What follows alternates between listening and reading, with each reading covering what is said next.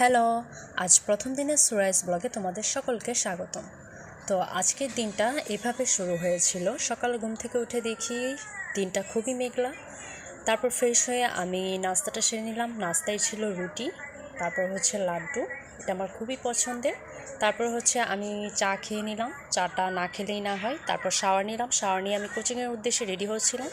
তারপর আমি বের হলাম কোচিংয়ের জন্য। তারপর বাইরে বের হয়ে দেখি বৃষ্টি কমার কোনো নামগন্ধই নেই।